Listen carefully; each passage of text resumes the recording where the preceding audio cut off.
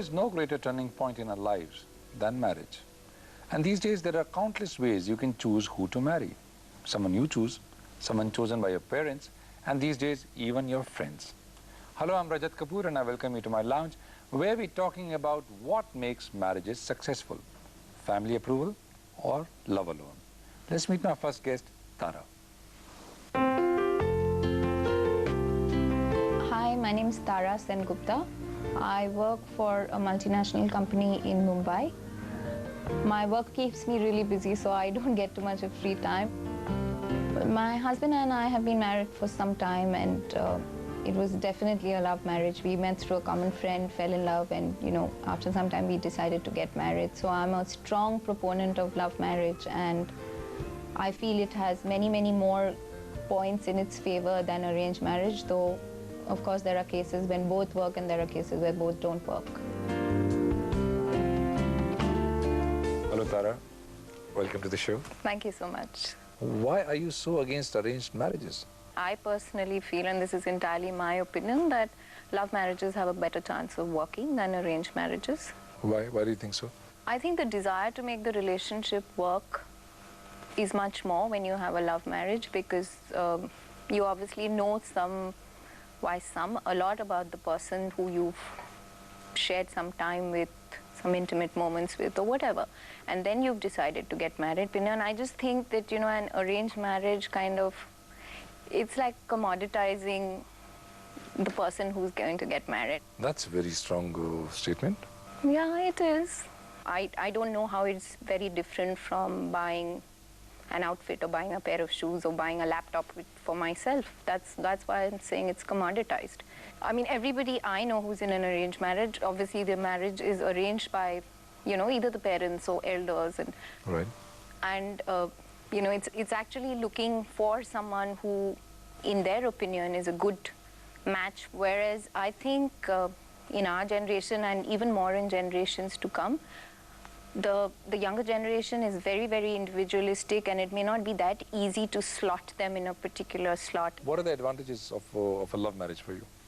I think you know the person much better, and I don't think you can fall in love with a person who's just been put in front of you, because falling in love... But of course you can. But the whole generation and generations did. My mother fell in love with my father. I'm talking more of this generation, and believe me, there are tons of couples in my parents' generation who were acutely unhappy because of the fact that, they had got married. Unhappiness has nothing to do with it. You might get to love certain aspects of that person, but I think you can share a large part of your life. You can share your body, if I may be very frank, but I don't think you can really share your soul. You share an intimacy, you share the time. You share it over the years, and it's not difficult to fall in love with somebody that you're sharing all this with. I love my husband despite his faults or his shortcomings. Oh, absolutely, he's very human. Okay, so despite his shortcomings. But someone had told me many, many years back that, when you get married, it's not the big things which matter, it's the little things which matter. Like someone leaving a wet towel on the bed can become a ground for divorce. Yeah. So I think you learn to live with these little things, you learn to accept, and you want to accept it. It's not that you force yourself to. If you want to make the marriage work, then you would deal with the little things and the big things. Whether it's a love marriage or an arranged marriage, you would have to deal with them. Yes, you would have to deal with them, but I think there are lesser chances of you getting surprised in a love marriage where you've known the person pretty well and then you've decided to get married. All right, we spoke to some people and we asked them if they would prefer to be in an arranged marriage or a love marriage. This is what they said. I would prefer a love marriage, and if there's a situation where I have to get into an arranged marriage, I would like to know the person better before getting into a lifetime bond. Preferably love marriage. So I have been in a love marriage, which again has its pros and cons. So yeah, maybe I wouldn't mind giving an arranged marriage a try. Is this your first marriage? I have been married before. And was that an arranged marriage? No, that was not. That was also a love marriage. Do you think there are too many expectations in a love marriage? I'll say there are a lot of expectations, but they're probably a little more realistic. Okay. You know, because I would only expect things from my husband which I know he's able to give, and I don't mean financially or materially, but I mean emotionally or even otherwise. You're right. We spoke to our counselor, Sharita Shah, and we asked her what are the advantages and disadvantages of a love marriage. When a couple who have gotten into a love marriage begin their married life, the initial stages become more comfortable for them because of the level of familiarity and comfort that they have with each other. But at the same time, the disadvantages are that their level of compromise becomes much more, as well as their expectations from each other become much more, making it that much more difficult to go on with life. Similarly, the advantages of an arranged marriage are that when the two individuals don't know each other very well, it's a new learning experience and a discovery about the individual on a day-to-day basis, making it that much more interesting to go on. But at the same time, the disadvantages could be that there are some individuals who find it very difficult to deal with unfamiliarity and find it difficult to adjust or find themselves feeling compatible with the opposite person. But I think there's a great romance in that kind of arranged marriage, when two people who hardly know each other now live as husband and wife.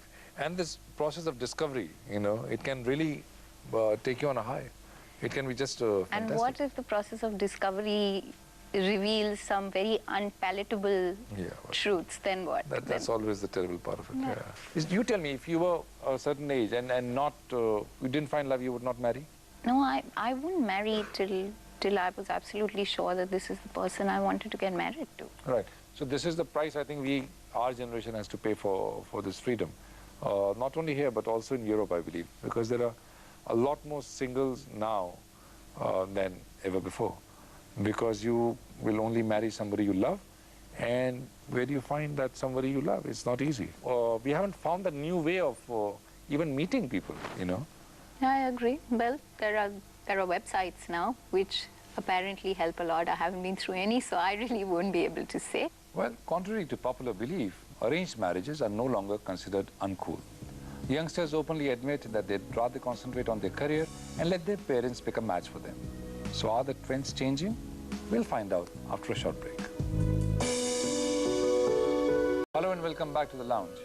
Arranged marriages are neatly woven into the fabric of Indian society. But is an arranged marriage a clear-cut solution to a successful marriage? Let's find out from somebody who has seen a fair share of marriages as part of his profession. Anupam Mittal.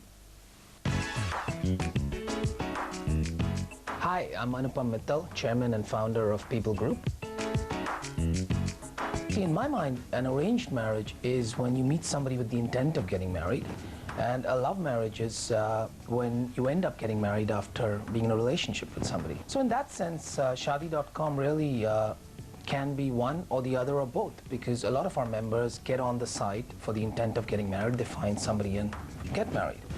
And then there are people who use the site to get to know people and then get married, and in a lot of cases actually end up finding love. So the real question is not whether it's arranged or love, whether it provides any value in terms of meeting potential life partners. And the way we think about it is that it's a platform to provide opportunities to meet like-minded people with the intent of getting married. Hello and welcome to the show. Thank you, Rajat. So you've been in this online matchmaking business for how many years? About 10 years now. And basically, in its simplest form, it is a community of like-minded people in the sense that they've all come there with the same intent. So it operates on that philosophy because your opportunities to meet potential life partners maximize. So how many women and men do you have on? And at any given time, we've got about 2 million people who are active, well, who have a live profile. What we mean by live is somebody who's been to the site in the last 30 days. So. Okay. You know, no offense meant, Sure. but I know in certain social circles it's actually a bit of a joke that, Right. oh, you know, he says that he met her socially and fell in love, but, you know, actually they met through a matrimonial website. There is a bit of a stigma sometimes attached to it, and it was very prevalent in the US in 1995 when these sites first came around. But since then, you've seen that that's changed fundamentally, at least in the West. Okay. And I expect even in India that's going to happen, or it's already started happening. So what would marriage on this portal be like? Will it be an arranged marriage or a love marriage? Where does it? What do you define as arranged marriage anymore? Right. right? And if you think of arranged marriage simply as parents showing their children somebody and them deciding to marry them without much say in the decision, I think those type of marriages are becoming irrelevant. Right. At least in urban India. On the net, I'd say that if you define arranged marriage as meeting somebody with the intent of getting married, then I'd call it an arranged marriage. Because love marriage to me, or what I call the romance marriage really, is more about ending up in marriage with somebody, as opposed to meeting them with the intent of getting married. Right, right. What are the unreasonable demands that people have come up with in their profiles? Well, that's a very interesting question, actually, because if you look at newspaper matrimonial columns, they're very insightful. If you look at what happened in the 70s versus what's happening now. In the 70s, if you look at those ads, the focus was on looking for, from a man's perspective, looking for innocent, fair woman, whatever that means. And for women, it was looking height and profession was very important. And if you look at what's happening today, compatibility is where the emphasis is. So people talk about looking for compatible working partner for XYZ. So that's very telling. In the last 2-3 decades, we as a culture, as a society, have moved away from what I guess we can term as more superficial requirements to what perhaps are more determinants of a successful marriage. Because in those days, marriages worked. You know, by and large, they worked. Because there was no option, there was no way out of a marriage. Well, the requirements have changed. Women have a larger voice, and rightfully so. And parenthood is considered very different than what it was. And that, I guess, determines that. Well, let's hear what a counsellor Sharita Shah has to say about the skepticism people have when it comes to arranged marriages. I think the skepticism related to having an arranged marriage in the younger generation is more to do with the fact that there is an unsurety about what the partner is going to be like, and the very fact that they have to spend the rest of their lives with this individual without having known this individual or having a level of comfort makes them very skeptical about the concept of arranged marriages. I think that's a fair point. Yeah. You know, we did some surveys some time back, and 75% of people, and this was very surprising to me personally, young people in this country we surveyed, came back saying that they would want to marry somebody that they could evaluate in some form, but they wouldn't want to do it without the consent of their parents. 75% said they wouldn't do it without the consent of their parents. We were shocked. It is shocking. My God. What that tell, you know, in a way, it's almost like it's not rebellious anymore, right? Also, is it true that a lot of youngsters are asking their parents to fix somebody for them because they don't have the time to do it? I think what's happening, Rajat, and the problem is that not everybody can find a partner very easily, especially in this country. For all the emphasis that we put on marriage in this country, the potential to meet, or the opportunities to meet potential life partners Are non-existent. I mean, you look at the workplace ratios, right? It's 20% female to 80% men. So the point is, I think people are looking for ways, and especially given our culture, right? In our culture, it's not about, you know, fall in love, and although there is a lot of romanticism in our culture, but marriage is also looked upon as a life stage. Hence, there's a time during which you need to get married so that, you know, you... Right. And so there's so much pressure on people, but meeting people is very, very difficult. So in arranged marriage, do you think it's the families which are matched more than the people who are getting married?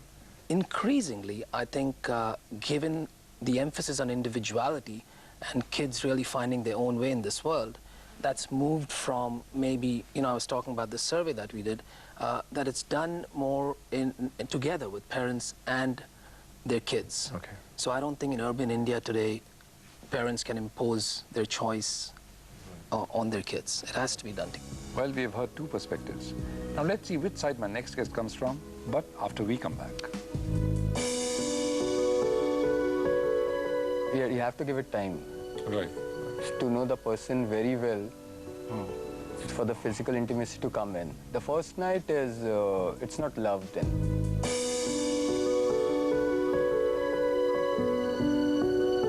Hello and welcome back to the lounge. We are discussing the difference in success rates of an arranged marriage and a love marriage.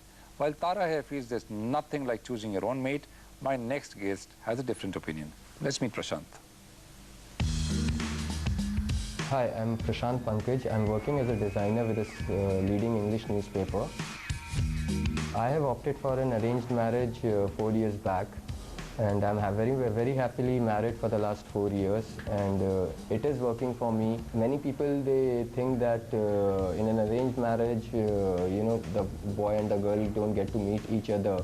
But nowadays things have changed, like you know, you have an option of meeting the girl, getting her know well, and then say a yes or a no. Because in an arranged marriage, you have no expectation, the expectation level is zero when you marry. So every day it is a new surprise. Hi Prashant. Hi. Welcome on the show. Thanks. So, you've been married how long? 4 years. 4 years. And yours was an arranged marriage. Mine was arranged marriage. How did that happen? My parents were looking for a bride. Okay. So they were sending me photographs. And Where were you? I was in Bombay. And your parents? In Patna. In Patna, okay. Yeah. So then they sent you pictures of... Yeah, they used to send me the pictures, and then they just called me up saying that, you know, there's one girl, like, we like her very much. Okay. So I didn't just come in and have a look. So I went there, met her, said yes. But you were, from the beginning, you were okay with the idea of an arranged marriage? From the beginning. I personally wanted to go in for an arranged marriage only. But why? See, the work I used to do, and I never had time for, like, socializing or all this thing. And see, mine was a small again, the agency. problem of opportunities, where do you meet people? Absolutely.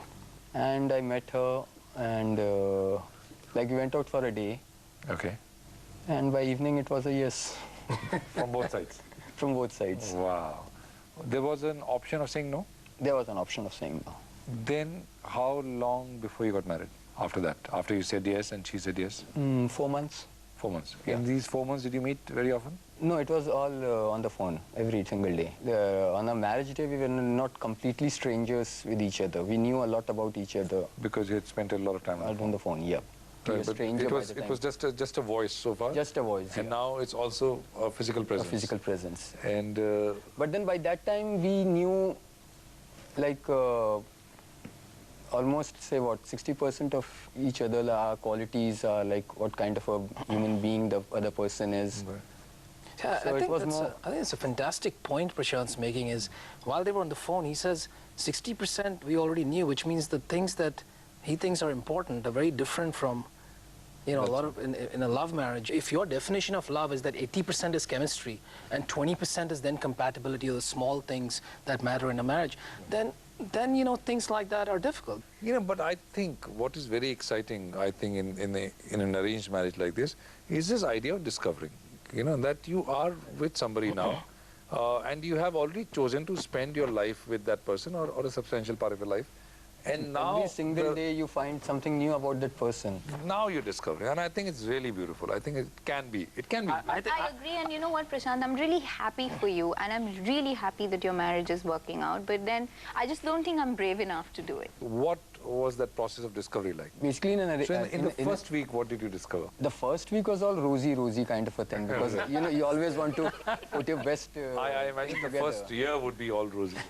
Yeah, but see, in an arranged marriage, you take that much extra care so that it works. Correct. I want to tell you something that Salman Rushdie wrote, very beautiful thing in one of his novels. He was talking about the Beauty and the Beast, you know, the fairy tale. So he says in the subcontinent, every marriage is the story of Beauty and the Beast. Because this woman does not know the husband she's going to marry. Right. She goes there. He sexually violates her. Interesting. He's a beast for her. As far as she's concerned, he's interesting. And slowly she would come to love that beast. Right. The love stays high, or does it come down, or expectations are a problem? No, it goes Higher. Higher and higher. Oh my God. So you love her more now than you ever did? Yeah, more than what I did, what I loved her on the first year or the second year. Our consular Sharita Shah has something to say about the change in mentality with regards to arranged marriage. I think the concept of arranged marriages is now making a comeback with the generation now, with the younger generation now joining the workforce at a much younger age. It becomes difficult for them to find an ideal partner. Also, there is just that much time left for them to socialize and meet people. Whereas with the advent of the matrimonial websites, it makes it a lot easier for them to find an ideal partner at any corner of the world as well. So it's definitely making a comeback. Comeback for arranged marriages. What is, according to you, the big danger of love marriages? By the time you get married, you already know the person very well. Okay. Okay, to some extent it's an advantage. Okay, but after the marriage, then there are chances that you take that other person for granted. Okay. It might happen. I want to ask all of you, how is a relationship in a love marriage different from a relationship in an arranged marriage? I'll answer that a little differently. You know, I think any marriage is doomed for failure if you look at it as the end of the journey. There is discovery in every step of the way. Right. I genuinely feel that marriage is actually a new first step, and then you keep going higher and higher, and you know, you take it as a most journey. films end with the marriage, no? So Yeah, in our well- minds also, I think it's the end, whereas it should be the sequel, the beginning of the sequel, actually. Yeah. And a lot of times that's what happens in love marriages, right? Marriage is what it culminates in, and hence, great, you've achieved that, now what? Welcome to reality. And that's when you fall flat on your face. And Okay, one last thing. In an arranged marriage, is the physical intimacy an awkward thing, or surely very In the different from love starting, marriage? yes, it is. Yeah, because now it's a stranger in your Yeah, bedroom. in the starting, yes, it is. It is awkward. You have to give it time Right.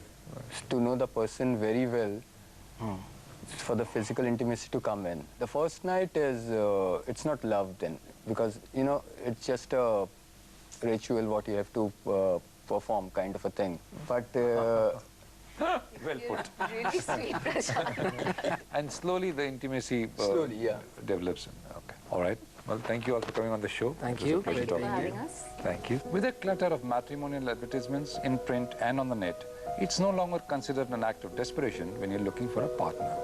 The mentality surely is changing, but you cannot guarantee the success of a marriage based on its type. It always demands hard work and compatibility. If you have any stories to share with us, do write in at lounge@ndtvgoodtimes.com.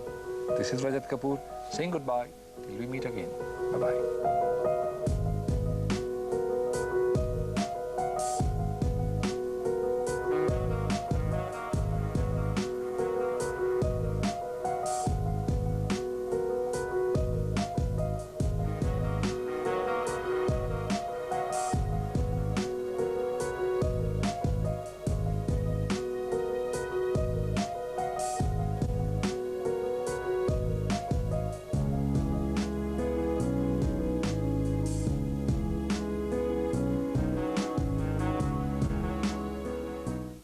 Brought to you by World's Lifestyle. The world wants to be you.